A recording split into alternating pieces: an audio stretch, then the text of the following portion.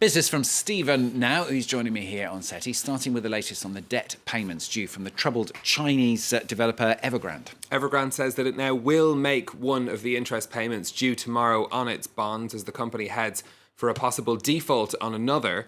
There are two big debt deadlines for the property developer tomorrow as it faces a cash crisis. Evergrande told investors today that it will pay around 30 million euros in interest due on what's called an onshore bond. That's a China-focused bond denominated in renminbi.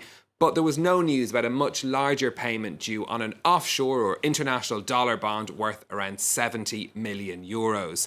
A fear over Evergrande defaulting on this offshore bond had sparked a sell-off on global markets earlier this week. Traders say the company could now seek a 30-day grace period to avoid that default. Of course, that's been affecting the markets all week. How's it affecting it now? Markets in Hong Kong are closed today, so we've no reaction on Evergrande's shares. But across the Asian markets, we did see Shanghai actually turn into positive as the trading day has gone on. So investors obviously getting some comfort out of that news from Evergrande. European shares starting the day with gains. That relief obviously being shared among investors there as well. We've got strong gains across London, Paris and Frankfurt at the open. Let's turn next to rising gas prices in Europe. This is a call for Russia to step in and help. The International Energy Agency is urging Moscow to increase deliveries of gas to Europe ahead of this winter. Low supplies and higher demand have kept reserves low and prices high across the continent, with businesses and households facing bigger bills. The IEA says opening the tap would be an opportunity for Russia to prove itself a reliable supplier to the European market. Moscow's previously said it's waiting for the Nord Stream 2 pipeline to Germany to come online before it increases supply. And another shortage affecting business. This is a lack of timber this time. It's a problem being experienced globally as demand has been outstripping supply for some time now. In France, it's causing problems for many parts of the construction industry, delaying building projects and driving up costs. Nicholas Rushworth has more. The timber facade of this house in southern France was finished with a 2-month delay. The carpenters struggled to get the wood. There are months of delays for this kind of wood, for Douglas timber especially, not to mention the extra cost that is involved. Timber prices have leapt up. The quote for this house, made before the shortage, had to be revised upwards.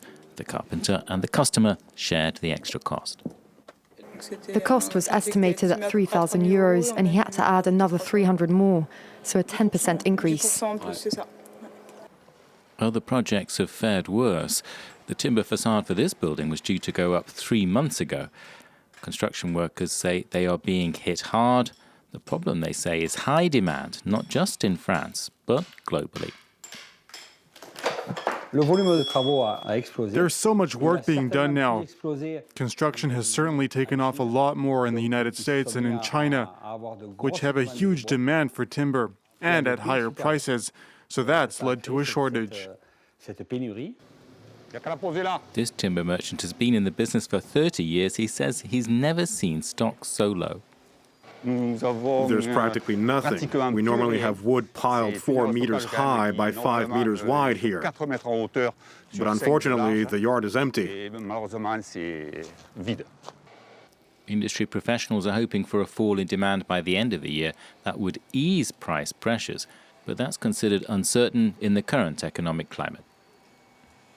And finally from Stephen, Airbus unveiling a new design. This is for a flying taxi. This might sound a bit familiar because it's the third time that Airbus has unveiled a flying taxi model. This is it tries to move towards shorter flights within urban areas. The new model is called the City Airbus Next Gen. It's electric powered and can carry up to 4 people. Airbus plans to start test flights with it in 2023 and says it could be ready for operations by 2025. But it's far from the only company to be proposing these sorts of vehicles. Paris's airport operation and the public transport company have previously said they're hoping to start flights with their volocopter for the Olympics in 2024. But there's still no regulatory approval for any of these projects and thus no concrete start date for when we'll be able to be picked up from work and whizzed home by a tiny helicopter. Yeah, what do you do? Just sort of wave them down? I assume so. Yeah. Hello, You know, come and pick like me with a up. taxi, you know. Okay, Whistle. Why not? Thank you very much, Stephen.